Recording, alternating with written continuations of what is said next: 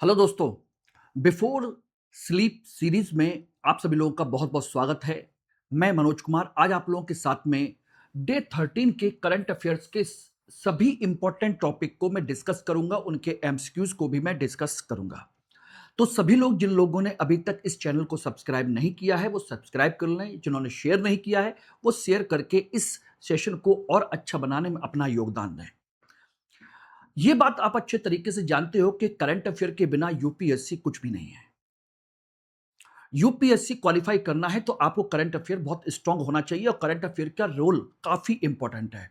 मेरा जो टारगेट है वो 2027-28 को लेकर के है कि मैं अपने स्टूडेंट्स को सभी को अच्छे लेवल पर प्री क्वालिफाई करा करके मेंस और मेंस के बाद में इंटरव्यू और फाइनल सिलेक्शन में उनका कंट्रीब्यूशन मैं दे सकूं। तो इसी पॉइंट ऑफ व्यू से मैंने ये सीरीज स्टार्ट की हुई है और मैं चाहता हूं कि आप सब लोग मुझे अगर थोड़ा सपोर्ट करेंगे तो बेहतर होगा, जिससे कि ज्यादा लोगों तक अगर ये वीडियोस और ये कंटेंट रीच होगा तो सोचिए और ज्यादा मोटिवेशन आएगा और बेहतर करने की कोशिश मैं करूंगा। आज के इस सेशन में हम लोग, क्योंकि कल संडे था तो संडे को मैंने वीडियो नहीं बनाया और मैं सोचा भी है कि संडे के कंटेंट को लेकर के मैं मंडे को ही सारी चीजें मिक्सअप कर दूं, जिससे कि एक दिन मुझे भी रेस्ट मिले और आप लोग भी वीकली रिवाइज कर सको। तो मैंने 6 डे वीक का मैंने कंसेप्ट रखा हुआ है और उसमें सारी चीजें इंक्लूडेड की हुई हैं। तो आज के टॉपिक में मैंने कल के इंपॉर्टेंट करंट न्यूज को भी शामिल किया हुआ है, इसलिए सभी लोग इसको बहुत अच्छे तरीके से सुनने और पढ़ने की कोशिश कीजिए और नोट्स बनाने की कोशिश कीजिएगा, क्योंकि आज मैं आपको ऐसी ऐसी चीजें बताने वाला हूं, एक ऐसी ऐसी चीजें जो आप लोग सच में कहोगे कि सर ये तो हम आसानी से इनको सर्च भी नहीं कर पाते, इसके पीछे की चीजों को समझ भी नहीं पाते कि आखिर ये भी करंट में इस तरह से पूछा जा सकता है। बिल्कुल, ये मैं देखिए मेरा जो अनुभव है वो इसी बात का है कि मैंने 2 बार 2 से 3 बार इंटरव्यू दिया और पीसीएस में सिलेक्शन लिया। उसका पर्पस यही था कि मैं आप लोगों को वो चीज़ें उपलब्ध कराऊँ जो मैंने अपने अनुभव से सीखी हैं। तो सभी लोग इस बात को ध्यान रखिएगा और कोई भी डाउट हो तो मुझे यहाँ कॉन्टैक्ट कर लीजिएगा और क्लास की पीपीटी के लिए मुझे मेरे इस टेलीग्राम चैनल को आप स्कैन कर सकते हैं, क्यूआर कोड को, और ज्वाइन कर सकते हैं। और ये एम के लाइव जो कोड है ये है आप लोगों के स्टडी आईक्यू पर हिस्ट्री ऑप्शनल या जीएस का कोई भी कोर्स परचेज करते हैं तो डिस्काउंट के लिए।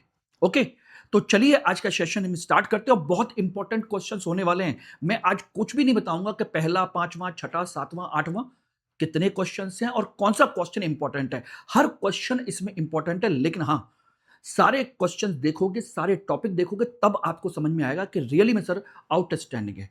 और आप लोग जरूर कमेंट सेक्शन में आकर के बताया कीजिए कि इसमें और क्या अच्छा कर सकते हैं, किस तरीके से चीजें कर सकते हैं। तो चलिए आज का हम पहला क्वेश्चन बिल्कुल सिंपल सा, अगर आप बता सकें तो निम्न के कथनों पर विचार कीजिए। विक्ट्री डे जापान पर विजय के उपलक्ष्य में मनाया जाता है। रूस में इसे 9 मई को मनाया जाता है या द्वितीय विश्व युद्ध के अंत से संबंधित है। सही विकल्प चुनिए, केवल एक, केवल दो और तीन, केवल तीन, एक, दो, तीन। अब बताइए, विक्ट्री डे अगर हम इसको हिंदी में कहें तो विजय दिवस कह सकते हैं और ये आपका कंसेप्ट बदल जाएगा। और ये भी आपकी न्यूज में ही था, बस आपकी नजर नहीं गई कि क्या हम इसको भी पढ़ सकते हैं। बस यूपीएससी उन्हीं क्वेश्चंस को पूछता है, इसलिए मैंने कहा था कि इन क्वेश्चंस को अच्छे तरीके से देखने समझने की कोशिश कीजिए। विक्ट्री डे, इसमें कोई शक नहीं है कि आपका ये देखिए, उस समय रूस है, रूस की जर्मनी पर विजय के उपलक्ष्य में मनाया जाता है। रूस ने जर्मनी को द्वितीय विश्व युद्ध में हराया था, दो बेहतरीन युद्धों में। दो बेहतरीन युद्ध उन्होंने लड़े थे जिसमें उनकी कई करोड़ पॉपुलेशन मारी गई थी, फिर भी उन्होंने जर्मनी को जीतने नहीं दिया। ये उस वजह से सेलिब्रेट किया जाता है और ये बात बिल्कुल सही है। रूस में इसे 9 मई को मनाया जाता है और द्वितीय विश्व युद्ध के संबंध में है, क्योंकि इसके बाद जर्मनी ने सरेंडर कर दिया था। तो आंसर आपका ये गलत है। जापान पर विजय के उपलक्ष्य में नहीं। जापान पर विजय तो सोचिए 15 अगस्त 1945 को सरेंडर किया है अमेरिका के सामने, वो नहीं है, ध्यान रखिएगा। तो आंसर है आपका ये। अब इसके देखना चाहें डिटेल तो आप यहां पर देख सकते हो। रूस, जिसे कई पूर्व सोवियत देशों में मनाए जाने वाले एक महत्वपूर्ण दिवस है। यह दिन द्वितीय विश्व युद्ध की नाजी जर्मनी पर सोवियत संघ की विजय की स्मृति मनाया जाता है। इसे हर साल 9 मई को मनाया जाता है और ये इसमें एक चीज ध्यान रखिएगा, एक इंपॉर्टेंट है, ऑपरेशन बारबरोसा। 1941 में जर्मनी ने सोवियत संघ पर हमला किया था इस ऑपरेशन के थ्रू, और इसमें सोवियत सेना ने युद्ध में निर्णायक भूमिका निभाई, विशेषकर बैटल ऑफ स्टालिनग्राड और बैटल ऑफ कुर्स्क इसमें। और बर्लिन पर जब अंतिम हमला हुआ तो समझ लीजिए इन युद्धों ने जर्मनी की शक्ति को तोड़ दिया और 2.5 करोड़ सोवियत नागरिक और सैनिक मारे गए थे, इसमें कोई शक नहीं है। इस सामूहिक स्मृति और राष्ट्रीय पहचान के दृष्टिकोण से ही रूस ने इसे सेलिब्रेट करना शुरू किया। हालांकि जर्मनी ने 8 मई 1945 को सरेंडर किया था, लेकिन मास्को के समय के अनुसार तब 9 मई हो चुकी थी, इसलिए इसको 9 मई को मनाया जाता है। ध्यान रखिए, विक्ट्री डे मनाया जाता है। पश्चिमी यूरोप और अमेरिका में इसी दिवस को विक्ट्री इन यूरोप डे के रूप में 8 मई को मनाया जाता है, यानी एक दिन पहले। तो यही दिवस मनाया जाता है 8 मई को यूरोप में और रूस में 9 मई को। ध्यान रखिएगा, ये छोटी छोटी चीजें हैं, विश्व इतिहास से संबंधित है, ऐतिहासिक है, ध्यान रखना। अब कहोगे सर विश्व इतिहास से क्वेश्चन नहीं आते, ये सामने आपका एग्जाम्पल है। ओके, अगला क्वेश्चन, मार्शमैलो टेस्ट निम्न में से किसका अध्ययन करता है? बुद्धिमत्ता का, आत्मनियंत्रण, विलंबित संतुष्टि का, शारीरिक विकास का, भाषा कौशल का। यस, आज के पेपर में बहुत इंपॉर्टेंट टॉपिक दे रखा था मार्शमैलो टेस्ट के बारे में। अब ये होता क्या है, अब किसी की नजर इस पर ना पड़े तो मैं कुछ नहीं कह सकता, और यही क्वेश्चन आपसे पूछ लिया जाएगा तो आप हिल जाओगे कि ये क्वेश्चन पूछा कहां से गया है। बस ये ध्यान रखना, मार्शमैलो टेस्ट बिल्कुल सही है, ये रहा, इससे संबंधित है आत्मनियंत्रण और विलंबित संतुष्टि। एक्चुअली में ये बहुत इंपॉर्टेंट कंसेप्ट है। ये एक बहुत बड़े थिंकर थे, बहुत बड़े कहा जाए कि विद्वान थे, उन्होंने इस थ्योरी को दिया था, और अभी हाल ही में इस थ्योरी को चैलेंज किया गया है। क्या चैलेंज किया गया है? आंसर तो भी है, Marshmallow myth and the waiting child. ये अभी एक नई शीर्षक से एक लेख प्रसिद्ध हुआ है, जिससे मार्शमैलो टेस्ट की पुनः समीक्षा की गई है, जिसमें बच्चों के आत्म नियंत्रण यानी सेल्फ कंट्रोल और विलंबित संतुष्टि, डिले ऑफ ग्रेटिफिकेशन की क्षमता का परीक्षण किया जाता है। अब यह होता क्या है? एक्चुअली मार्शमैलो एक मिठाई है, जिसमें एक व्यक्ति किसी बच्चे को उस मार्शमैलो मिठाई का एक टुकड़ा देता है, ठीक है ना, और उसको कुछ देर रुकने के लिए कहता है, रुको, ठीक है ना, ओके। अब ये देखा जाता है कि अगर वो रुक जाता है तो कुछ देर बाद उसको दूसरा टुकड़ा दे दिया जाता है, 15 मिनट बाद, आधा घंटे बाद, 1 घंटे बाद दूसरा टुकड़ा मिल जाता है, ठीक है, कोई दिक्कत नहीं। तो ये है, तो ये कंसेप्ट था। तो उसमें कहा गया कि भाई अगर हम उसको रोक लेते हैं तो हमें दूसरी और अच्छी चीज मिलने की संभावना होती है, और ये माना जाता है। और इस प्रयोग को सबसे पहले वाल्टर माइसल ने स्टैनफोर्ड यूनिवर्सिटी 1960 के दशक में इजाद किया था। अब इस थ्योरी में सोचिए जो निकाली गई है, इसमें कहा गया है कि जो बच्चा इंतजार कर सकता है वह भविष्य में अधिक सफल होगा, क्योंकि अगर उसने इंतजार कर लिया तो दूसरी और मिठाई मिल गई। ऐसा कोई जरूरी नहीं है। क्यों नहीं है? कि नई शोध के बाद सेल्फ कंट्रोल पर निर्भर नहीं करती, बल्कि उसकी पारिवारिक वातावरण, आर्थिक स्थिति और विश्वास पर भी निर्भर करता है कि वह सेल्फ कंट्रोल कर सकता है या नहीं। अगर कोई बच्चा गरीब स्थिति में पड़ा है, उसके पास अभाव है, वो बताइए इंतजार करेगा या उसको खा लेगा? जिसने कभी कुछ देखा नहीं है, उसकी हालत बहुत खराब है, सारी चीजें हैं, उठा के वो खाएगा, उसको वो इंतजार नहीं करेगा। इसलिए इसमें कहा गया कि जरूरी नहीं है कि वो इस थ्योरी के अकॉर्डिंग सफल हो, क्योंकि उसे लगता है कि दोबारा नहीं मिला तो, इंतजार किया नहीं मिला तो जो मिले उसको खा लो। तो इसमें उन्होंने कहा कि यदि बच्चा अस्थिर और गरीब वातावरण से आता है तो तुरंत मार्शमैलो खा सकता है, और उसे भविष्य के बातों पर कोई भरोसा नहीं है। यानी कि जबकि स्थिर और सुरक्षित परिवारों के बच्चे, जिनके पास व्यवस्था थी, सारे संसाधन थे, सारी चीजें थी, वो वेट कर सकते हैं। उन्होंने बहुत मार्शमैलो बहुत खाया हुआ है, बोले कोई बात नहीं, फिर खा लेंगे, मिल जाएगा तो ठीक है, नहीं तो ये तो है ही ना अपने पास, क्या दिक्कत है? तो वो इंतजार कर सकता है। तो यह प्रयोग केवल व्यक्तिगत अनुशासन नहीं, बल्कि सामाजिक आर्थिक परिस्थितियों के अनुसार भी बताता है। किससे है? ये रहा। तो इस थ्योरी को उन्होंने चैलेंज दिया है इस थ्योरी में। तो होपफुली कि मार्शमैलो टेस्ट अभी भूलेंगे नहीं। चलिए, बहुत बढ़िया, नहीं भूलेंगे तो बहुत अच्छी बात है। अगला क्वेश्चन है, ईरान को थ्रेशहोल्ड स्टेट कहा जाता है, कथन। कारण है कि उसके पास परमाणु हथियार बनाने की तकनीक क्षमता है, लेकिन उसने अभी तक इसे हथियार घोषित नहीं किया है। बताइए कौन से कथन सही हैं? केवल कथन ए और आर दोनों सही हैं, और आर ए की सही व्याख्या करता है। दोनों सही है, आर ए की सही व्याख्या नहीं करता। ए सही है, आर गलत है, ए गलत है, आर सही है। अब बताइए थ्योरी। थ्रेशोल्ड स्टेट कहा जाता है, ये भी सही है, और उसने हथियार तक बनाने की तकनीकी क्षमता है, परमाणु हथियार बनाने की, लेकिन उसने घोषित नहीं किए। दोनों सही है, और इस बात का मतलब है कि दोनों सही व्याख्या करता है। यस। अब कहोगे कि ये चर्चा में क्यों है? इस समय का जो युद्ध का पूरा वातावरण है वो इसी बात को लेकर के है। अमेरिका इजराइल का बेसिक जो अटैक है, अमेरिका का जो अटैक है, बेसिकली उसके न्यूक्लियर प्रोग्राम को रोकने का है, और सारी बातें इसी बेट पर डिले हो रही हैं। और इसमें जो कंसेप्ट आता है वो यही आता है, जिसको आप समझ लीजिए, जिसे कहते हैं हम एनपीटी, नॉन प्रोलिफरेशन ट्रीटी, और इसका बहुत बड़ा रोल है। ठीक है। अब एनपीटी चर्चा में क्यों है? आंसर तो ए बिल्कुल सही है। हाल के वर्षों में ईरान के परमाणु कार्यक्रम को लेकर के वैश्विक चिंता बढ़ गई है, इसमें कोई शक नहीं है। उसे थ्रेशोल्ड स्टेट कहा जाता है, यानी कि थ्रेशोल्ड स्टेट का मतलब है उसके पास परमाणु हथियार बनाने की क्षमता है, लेकिन उसने हथियार घोषित नहीं किए, ये उसको माना गया है। दूसरा, एनरिचमेंट का कंसेप्ट, यानी कि उसने ईरान ने 60% तक यूरेनियम संवर्धन की तकनीक विकसित कर चुका है, जबकि हथियार बनाने के लिए 90% तक की एनरिचमेंट की जरूरत होती है। इसका मतलब है बहुत नजदीक पहुंच चुका है। यानी इसी वजह से दुनिया को चिंता बढ़ गई है कि यह परमाणु हथियार ना बना ले। तीसरा, एनपीटी की सीमा, नॉन प्रोलिफरेशन ट्रीटी की सीमा। इस एनपीटी में यह कहा गया है कि भाई एनपीटी जो है सिविल न्यूक्लियर प्रोग्राम के लिए अनुमति देता है कि भाई आप परमाणु ऊर्जा के लिए आप न्यूक्लियर प्रोग्राम को चला सकते हो, ठीक है ना, लेकिन वही तकनीक हथियार बनाने में भी उपयोग होती है, तो बताओ क्या करोगे? तो ऐसे में डुअल यूज टेक्नोलॉजी कहा जाता है, और यही कमी ईरान के परमाणु हथियार बनाने की ओर बढ़ाने की क्षमता रखती है, जो अमेरिका कहता है। और आईएईए और उसकी निगरानी, इंटरनेशनल एटॉमिक एनर्जी एजेंसी निगरानी करता है, लेकिन हर गतिविधि को पूरी तरह नियंत्रित कर ले ये कोई जरूरी नहीं है, ध्यान रखना। और अंतरराष्ट्रीय प्रतिबंध, इसलिए यूएन सिक्योरिटी काउंसिल, अमेरिका और अन्य देशों ने ईरान पर प्रतिबंध लगाए हुए हैं, क्योंकि उसके प्रोग्राम में पारदर्शिता की कमी है और संभावित हथियार कार्यक्रम बनाने की क्षमता है। ठीक है ना, ये कंसेप्ट है। अब बात आती है एनपीटी क्या है, इसको भी मैं यही बता देता हूं।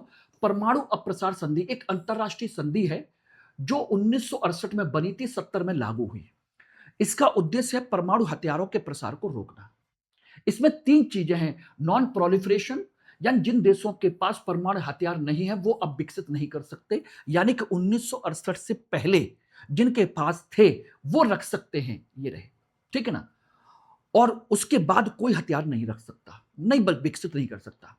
डिसआर्मामेंट, परमाणु शक्तियां धीरे धीरे अपने हथियारों को कम करेंगी, करें करें ना भी करें लेकिन करेंगी, ऐसा माना जाता है। तीसरा, peaceful use of nuclear energy, शांतिपूर्ण उद्देश्य के लिए इसका उपयोग, बिजली उत्पादन, चिकित्सा, अनुसंधान के लिए परमाणु ऊर्जा का आप उपयोग कर सकते हो, ठीक है ना। तो ये तीन चीजें हैं, और यही सबसे बड़ा कंसेप्ट है जिसकी वजह से ईरान अपना न्यूक्लियर प्रोग्राम बना रहा है। एनपीटी के अंतर्गत ये तीनों प्रावधान है, तीनों सिद्धांत है, याद रख लीजिएगा, कभी भी क्वेश्चन पूछा जा सकता है। इसके तहत न्यूक्लियर वेपन स्टेट कौन है? एनपीटी केवल उन देशों को वैध परमाणु शक्ति मानता है जिन्होंने 1 जनवरी 1967 से पहले परमाणु परीक्षण किया था। यूएस, रसिया, यूके, फ्रांस और चाइना, इसमें इंडिया भी नहीं आता। इंडिया ने कर रखा है लेकिन इसको रिकॉग्नाइज नहीं किया है। भारत एनपीटी पर हस्ताक्षर नहीं किए हैं। क्यों? क्योंकि उसका कहना है कि यह संधि भेदभावपूर्ण है, क्योंकि कुछ देशों को हथियार रखने की अनुमति दे रहा है जबकि अन्य देशों को नहीं, इसलिए उसने साइन नहीं किए। अब एनपीटी को भी यहीं पर क्लियर कर लीजिए। तो ये मैंने पूरा का पूरा थ्रेशोल्ड का कंसेप्ट भी बता दिया, और एनपीटी का नोट्स बना लीजिए, पढ़ लीजिए। ओके, क्लियर है? चलिए अगला क्वेश्चन, निम्नलिखित कथनों पर विचार कीजिए। कार्बन सीमा समायोजन तंत्र, सीबीएएम, केवल ईयू के अंदर लागू होता है। यह आयातित वस्तुओं पर कार्बन कीमत लगाता है।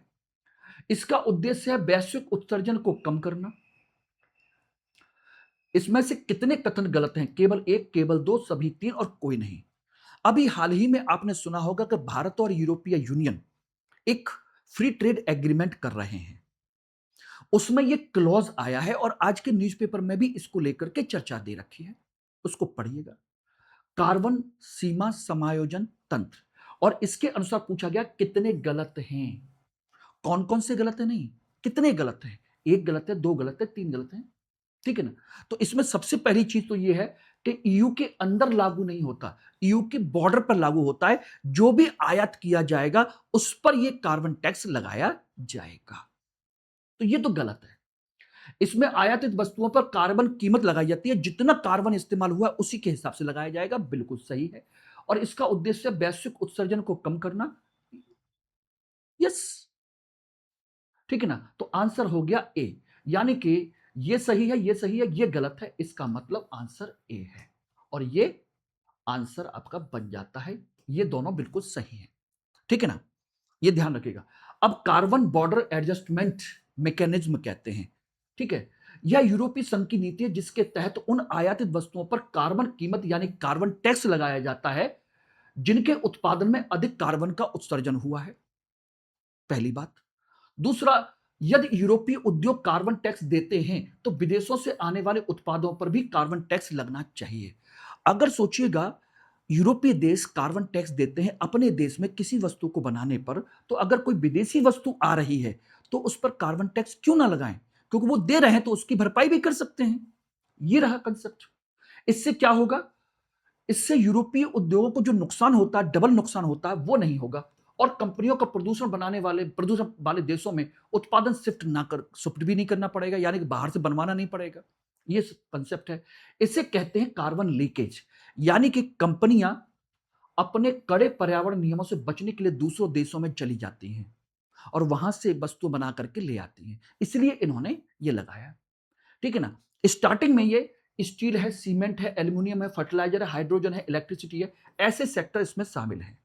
और ये 2023 में थोड़े थोड़े स्तर पर लागू हुआ था और 1 जनवरी 2026 में आपका यूरोपीय यूनियन में पूरी तरीके से लागू कर दिया गया है। ओके। अब बात आती है इसी तरीके से IBAM, India border adjustment mechanism. इसी तरीके से भारतीय थिंक टैंक ने भारत से भी कहा है कि जैसे यूरोपीय यूनियन वसूलता है, क्या हम नहीं वसूल सकते हैं? हम अगर अपने देश में उत्पादन करने वाले उन सभी उत्पादनकर्ताओं पर हम इस तरह का टैक्स लगा दें तो उस टैक्स की भरपाई हम अपने देश में कर सकते हैं और उसको फिर हम यूरोपीय यूनियन में सेल आउट कर सकते हैं, एक्सपोर्ट कर सकते हैं और उनको कह सकते हैं कि भाई इनका कार्बन टैक्स हमने वसूल लिया है। तो वो पैसा भारत के काम आएगा, यूरोपीय यूनियन में नहीं जाएगा। ये सबसे बड़ा मुद्दा है। तो इसलिए संचार आया कि भारत स्वयं कार्बन बेस्ड चार्ज लगाए और कार्बन मनी यूरोप जाने के बजाय भारत में रहे। आईबीएम कैसे काम करेगा? मान लीजिए भारतीय स्टील एक्सपोर्टर है, ईयू में सीबीएम देता है, कार्बन टैक्स देता है एक तरीके से। अब भारत क्या कह सकता है कि भारत अपने एक्सपोर्टर पहले ही भारत में दे चुका है, इसलिए उसके बराबर चार्ज वो यहां पर जमा कर चुका है। अब आपको भुगतान देने की जरूरत नहीं है, आप उसको मान्यता दे दी, हमने मान्य कर दिया है तो इसने टैक्स दे दिया है, तो पूरी दुनिया में कहीं भी दे दे, क्या दिक्कत है? ये लेकिन भारतीय एक्सपोर्टर के लिए है, तो वहां डबल नहीं देना पड़ेगा। यहां दे दिया, बात खत्म हो गई। तो ये कंसेप्ट था। अब आप समझ लीजिएगा इसमें कैसे चीजें हैं, छोटी छोटी चीजें हैं। बेटा देखिए, आईएएस का एग्जाम जो है ना, बहुत टफ नहीं है, बस ढंग से गहराई से पढ़ने की जरूरत है। जो भी पढ़िए इन डिटेल पढ़िए, अच्छे से पढ़िए, उसके सभी पहलुओं को पढ़ जाइए, कम पढ़िए लेकिन सॉलिड पढ़िए। एग्जाम निकल जाएगा, क्योंकि हमें 100 में से 100 क्वेश्चन सही नहीं करने, 100 में से 60-65 का हमारा टारगेट है। 60 बिल्कुल सेफ है, चैन की नींद सो जाइए, ध्यान रखना। अब अगला क्वेश्चन और है, आप हाल फिलहाल में खूब सुनते होंगे दुर्लभ मिलान तत्व, रेयर अर्थ एलिमेंट्स। सर्वाधिक उपयोग निम्न में से किस क्षेत्र में किया जाता है? कृषि क्षेत्र में, हरित प्रौद्योगिकी, वस्त्र उद्योग में, ग्रीन खाद्य प्रसंस्करण क्षेत्र में, किस में होता है? रेयर अर्थ मिनरल, यानी कि ऐसे तत्व जो बहुत ही रेयर हैं और खनिज हैं, जमीन के नीचे से निकाले जाते हैं और बहुत महत्वपूर्ण है हमारे लिए। तो समझ लीजिएगा, इसका आंसर है हरित प्रौद्योगिकी। वो आपके ना कृषि में, ना वस्त्र उद्योग में, ना खाद्य प्रसंस्करण में, किसी में नहीं, ग्रीन टेक्नोलॉजी में इनका उपयोग होता है। अब जैसे आप मोबाइल फोन यूज करते हैं, कार यूज करते हैं, इलेक्ट्रिक बाइक यूज करते हैं, उसमें क्या होता है? Lithium ion. और लिथियम एक बहुत ही रेयर अर्थ है, मिनरल है, बहुत रेयर है। और कहां इस्तेमाल होता है? हमारे ऐसे व्हीकल्स को बनाने में, ऐसे इंस्ट्रूमेंट को बनाने में जो ग्रीन टेक्नोलॉजी को प्रमोट करते हैं। तो यहां पर यह क्वेश्चन आया था, बड़ा अच्छा सा एक आर्टिकल है जिस पर शायद हो सकता है किसी की नजर ना पड़े। सस्टेनेबल माइनिंग क्या वास्तव में सस्टेनेबल है? अगर सतत खनन क्या वास्तव में सतत है? ये एक आर्टिकल था, सतत माइनिंग, सस्टेनेबल माइनिंग वास्तव में ये संभव है, जिसे कहीं हम ऑक्सीमोरोन तो नहीं कहते? ये एक विपरीत अवधारणा तो नहीं है? क्यों? इन्होंने कहा है इस आर्टिकल में, क्या वास्तव में संभव है, सतत है या विरोधाभासी तत्व है? क्योंकि जब हम जमीन से माइनिंग करेंगे सतत लेवल पर, ऐसी चीजों को बनाने पर, तो क्या उससे पेड़ पौधे, जमीन, जंगल ये सब नष्ट नहीं होंगे? बिल्कुल होंगे। क्या वहां पर रहने वाले आदिवासी समुदाय, आदिवासी लोग बाहर नहीं जाएंगे? बिल्कुल जाएंगे। क्या उनके जीवन पर कोई इफेक्ट नहीं पड़ेगा? चाहे मानव हो, चाहे पशु हो, ठीक है ना, चाहे पक्षी हो, चाहे वनस्पतियां हो या जीव जंतु, कोई भी हो, क्या वो सब, उनका हैबिटेट डिस्टर्ब नहीं होगा? एब्सोल्युटली होगा। और हमारे एनवायरमेंट पे भी इफेक्ट पड़ेगा, क्योंकि जमीन से खुदाई करेंगे तो ये सब होगा। तो ऐसी कंडीशन में इन रेयर अर्थ को निकालने के लिए जो ग्रीन टेक्नोलॉजी बनाएंगे, तो क्या वास्तव में वो सस्टेनेबल माइनिंग कहलाएगी?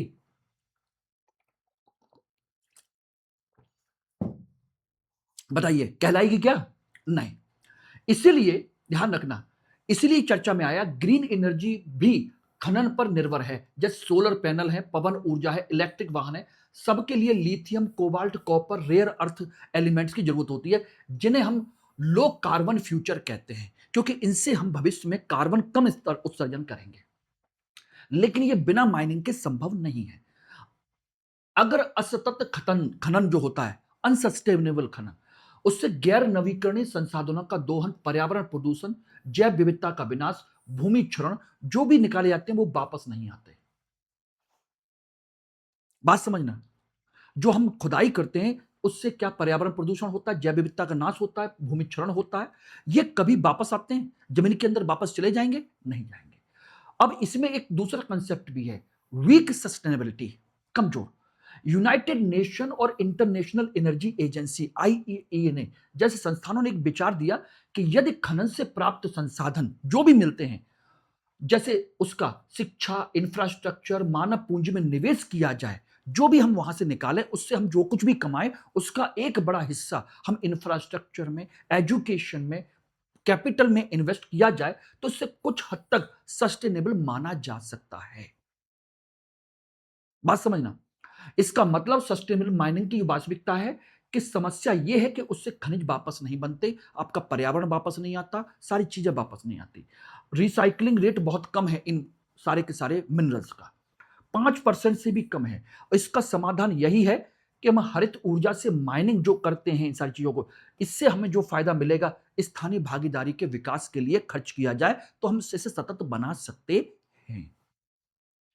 यानी कि सतत माइनिंग का मतलब है मिनरल्स निकाल करके उसको हम बेच करके उसका इस्तेमाल करके उसका एक हिस्सा अब वहां पर रहने वाले हैबिटेट को डेवलप करने, इंफ्रास्ट्रक्चर डेवलप करने, एजुकेशन को प्रमोट करने, फूड सिक्योरिटी प्रोवाइड करने, उनके रिहेबिलिटेशन के लिए हम इस्तेमाल करना चाहिए। तब ये कुछ हद तक हम सस्टेनेबल मान सकते हैं, अन्यथा सब बर्बाद हो जाएगा।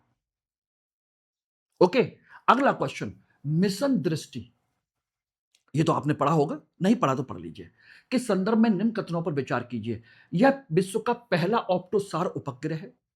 यह इलेक्ट्रो ऑप्टिकल और सिंथेटिक अपर्चर रडार दोनों तकनीक का उपयोग करता है। यह केवल दिन के समय में पृथ्वी की इमेजिंग कर सकता है। कितने कथन सही हैं? केवल एक, केवल दो, सभी तीन और कोई नहीं? बताइए कितने सही हैं। तो इसमें देखा जाए तो दोस्तों इसमें आपके हैं आंसर दो।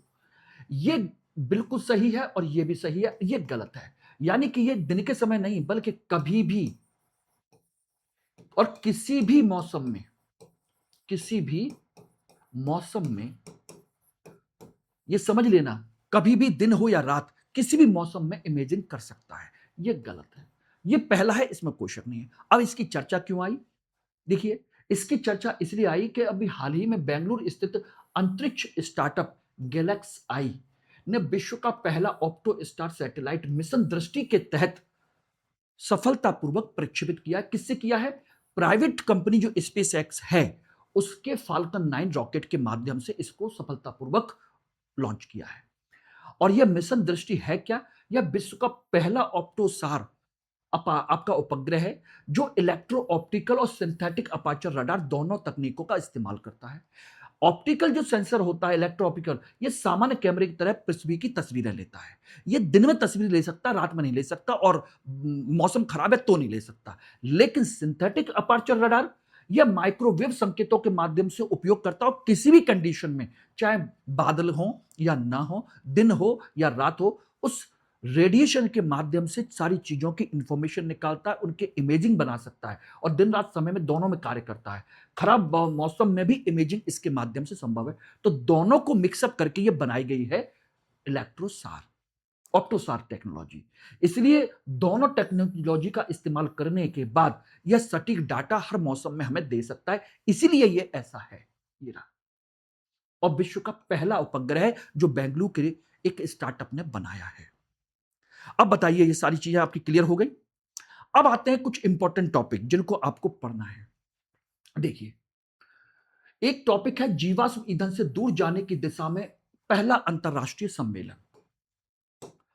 जनरली आप अच्छे तरीके से जानते हो कि भाई हमारे जो पेरिस क्लाइमेट समिट है उसके माध्यम से हमने समय समय पर जीवाश्म ईंधन से दूर जाने और आपके जो ग्रीन एनर्जी है उसकी तरफ मूव करने का टारगेट रखा है, और भारत सरकार ने 2070 तक जीरो एमिशन का टारगेट भी रखा हुआ है। जीरो एमिशन, कार्बन प्रदूषण हम बिल्कुल नहीं करेंगे, और 2031 तक हमने बहुत बड़ा टारगेट किया है कि हमारा फॉसिल फ्यूल है वो काफी हद तक कम कर देंगे। ठीक है ना, ये सारी चीजें। लेकिन अभी हाल ही में क्या हुआ कि इस तरह की गतिविधियां जब हो रही थी तो कुछ देशों ने ये कहा कि भाई जीवाश्म ईंधन को दूर करने या जीवाश्म ईंधन से दूर जाने की दिशा में कोई ठोस प्रयास नहीं कर रहा है। इसीलिए कुछ देशों ने मिल करके अपना पहला इस तरह की मीटिंग का आयोजन किया। कहां पर? सेंटा मार्टा में। First international conference on transitioning away from fossil fuel. Era यह सम्मेलन में 50 से अधिक देशों ने भाग लिया जो जीडीपी का लगभग 50% प्रतिनिधित्व करते हैं। और यह सम्मेलन जीवाश्म ईंधनों से बाहर निकलने और स्वच्छ ऊर्जा की ओर संक्रमण पर केंद्रित था। इसमें यूएनएफसीसी और कोप सम्मेलन के फॉसिल फ्यूल को धीरे धीरे करके फेज आउट तरीके से करना है, इसमें दिया गया। और उसकी धीमी प्रगति की वजह से ये देश काफी असंतुष्ट थे, इसलिए इच्छुक देशों ने अपना अलग मंच बना करके मीटिंग की। फ्रांस में यूरोप का पहला ये कंट्री है जिसने इस फ्यूल बाई फ्यूल एग्जिट का रोड मैप बनाया। उसने कहा कि कोयले को हम 2030 तक खत्म कर देंगे, तेल को 2045 तक, और गैस को 2050 तक पूरी तरीके से खत्म कर देंगे हम अपने देश से। यह फ्रांस का कमिटमेंट था। इसमें सबसे बड़ी सीमा यह है कि जितने भी बड़े उत्सर्जक देश हैं, यूएस है, चाइना है, इंडिया है, इस सम्मेलन में शामिल नहीं हुए। इसलिए इसकी प्रभावशीलता पर कोई भी बात हम कह नहीं सकते कि इसका कितना प्रभाव पड़ेगा, लेकिन इनिशिएटिव बहुत अच्छा है। ओके, अगला टॉपिक, सुकुमार अजकोड राष्ट्रीय स्मृति पुरस्कार। ये रहा। हाल ही में सामाजिक कार्यकर्ता मेधा पाटकर और तमिल लेखक पेरुमल मुरुगन को इस पुरस्कार के लिए चुना गया है। सुकुमार अजकोड ट्रस्ट के द्वारा इनको प्रदान किया जाता है। मेधा पाटकर के बारे में अच्छे तरीके से जानते हो कि बहुत बड़ी सामाजिक कार्यकर्ता, नर्मदा बचाओ आंदोलन इन्होंने चलाया हुआ, आदिवासी अधिकार, पर्यावरण अधिकार को लेकर बहुत मुद्दे चलाए हुए हैं। दूसरा, पेरुमल मुरुगन जो है ये भारतीय साहित्य में बहुत बड़े विद्वान हैं, केरल के, और इनका साहसिक चित्रण के लिए सम्मानित किया गया क्योंकि इनमें साहित्य में जाति व्यवस्था, ग्रामीण समाज, लैंगिक प्रश्न, सामाजिक रूढ़ियों जैसे विषयों पर अपनी बातें रखते हैं। और इस पुरस्कार में इन्हें 50,000 नगद और प्रशस्ति पत्र दिया जाएगा। अब बात आती है कि ये जो सुकुमार अजकोड हैं ये कौन थे? ये बेसिकली मंगलयालम साहित्यकार थे, चिंतक थे और वक्ता थे, जो अपने साहित्यिक आलोचना, सामाजिक विचार, मानवतावादी दृष्टिकोण, सांस्कृतिक विमर्श के लिए उनके जाना जाता था। और उनकी बेहतरीन कृति थी तत्वमासी। ये रही, उनके नाम पर ये मलयालम साहित्य के लिए महत्वपूर्ण किताबें गिनी जाती है। उनके नाम पर ये क्या किया गया है? पुरस्कार बनाया गया और 2026 का इनको दिया गया है। इसको नोट कर लीजिएगा। एक है सिनबेक्स 2 2026। सिनबेक्स क्या है? भारत ने अभी हाल ही में कंबोडिया में होने वाले Indo Cambodia joint military exercise CINBAX के लिए 120 सैनिकों की टीम भेजी है, जो 4 से लेकर 17 मई तक कंपाउंड सिपियू प्रांत में आयोजित होगा। यह दूसरा है। इससे पहले आपका सोचिएगा क्या था, सिम्बेक्स की शुरुआत 2023 में हुई थी और वर्तमान में इसका दूसरा संस्करण ये हो रहा है। पहला संस्करण सिन्वेक्स जो है भारत में आयोजित किया गया था, यानी कि दूसरा है किसके बीच में, कंबोडिया का। ठीक है ना। इसका उद्देश्य क्या है, इसमें जो भारतीय दल गया गया है वो गया है Maratha life infantry regiment. Cambodia की सेना के लगभग 160 सैनिक भाग लेंगे। इसका मुख्य फोकस है काउंटर टेररिज्म ऑपरेशन, यूएन शांति मिशन जैसे प्रदेशों पर मिलकर के काम करना, समन्वय बढ़ाना, क्षमता को विकसित करना। ओके। अगला है सरना धार्मिक कोड, एक इंपॉर्टेंट टॉपिक है। अभी हाल ही में आपके झारखंड के जो मुख्यमंत्री हेमंत सोरेन, उन्होंने प्रधानमंत्री और राष्ट्रपति को लेटर लिख करके ये बात कही है कि सरना धार्मिक समुदाय के लोगों के लिए अलग से कोड बना करके काउंट किया जाए। 2011 में भी इनके लिए प्रावधान किया गया था, लेकिन कोड नहीं बनाया गया था। उनकी गणना की गई थी, लेकिन कोड नहीं बनाया गया था। तो झारखंड के मुख्यमंत्री हेमंत सोरेन ने राष्ट्रपति प्रधानमंत्री को पत्र लिख करके 2027 की जनगणना में सरना धर्म को मानने वाले लोगों को अलग धार्मिक कोड देने की मांग की है। उन्होंने कहा है कि सरना धर्म की अलग पहचान देना जरूरी है ताकि आदिवासी समुदायों की सही पहचान हो सके और उनके अधिकारों की, संवैधानिक अधिकारों की रक्षा हो सके। ध्यान रखना, 2011 में इनकी जो जनसंख्या थी लगभग 50 लाख के आसपास थी। ठीक, 50 लाख के आसपास। और ये सरना धर्म में लोग प्रकृति पूजा करते, ग्राम देवता, पारंपरिक रीति रिवाजों को मानते हैं। सरकार का तर्क है अलग कोड मिलने से सटीक डाटा मिल जाएगा, जिससे बेहतर नीति का निर्माण होगा, लक्षित कल्याण योजना बन सकेंगी। ठीक है ना। लेकिन चिंता यह भी जताई कि नई श्रेणी जोड़ने से जनगणना की प्रक्रिया जटिल हो सकती है, लेकिन लंबे समय में सटीक सामाजिक धार्मिक डेटा के फायदे अच्छे मिल जाएंगे। तो बताइएगा आज की क्लास आपको कैसी लगी और इनमें मैंने जो टॉपिक कंटेंट मैंने कंपाइल किए हैं वो कैसे हैं। और ध्यान रखिएगा, अगर आप लोग रियली में मुझे मोटिवेट करना चाहते हैं, मेरे साथ जुड़ के रहना चाहते हैं, तो कमेंट सेक्शन में आकर के कमेंट जरूर कीजिएगा, बताइए कि क्लास कैसी है कैसी नहीं है। देखिए, अगर आप बिल्कुल ऐसे ही निष्क्रिय बने रहेंगे तो मुझे लगेगा कि आप में से कोई इंटरेस्टेड नहीं है और धीरे धीरे ये डिमोटिवेशन मेरे अंदर बढ़ता जाएगा। हो सकता है फिर मैं किसी दिन सोचूं कि यार बंद कर दो, बच्चे इंटरेस्टेड नहीं है क्योंकि उनको इसका यूटिलाइज दिखाई नहीं दे रहा है। मैं जबरदस्ती मेहनत किए हुए हूं, इससे बढ़िया कि मैं सब्जेक्ट पढ़ाऊं, अपना पेड क्लास लूं। मैं क्यों मेहनत करूं 2-2.5 घंटा इस कंटेंट को तैयार करूं, फिर पीपीटी बनाऊं, आधा घंटा इसको रिकॉर्ड करूं, फिर आपको लाइव करवाऊं, ये सारी चीजें। तो 2.5-3 घंटा 4 घंटा मैं क्यों मेहनत करूं? इससे बढ़िया मैं एक बैच पढ़ा लूंगा, ज्यादा बेटर रहेगा। क्यों भाई? अगर आप लोग सपोर्ट नहीं करना चाहते हैं, आप लोग इसके फायदा नहीं उठाना चाहते, तो मुझे बता दीजिए, मैं बंद कर दूंगा, कोई दिक्कत नहीं है। ये ध्यान रखना। लेकिन मेरा उद्देश्य यही है कि मैं अपने सभी छात्रों को, सभी सीरियस छात्रों को 2027 में प्री क्वालिफाई करवाते हुए देखना चाहता हूं।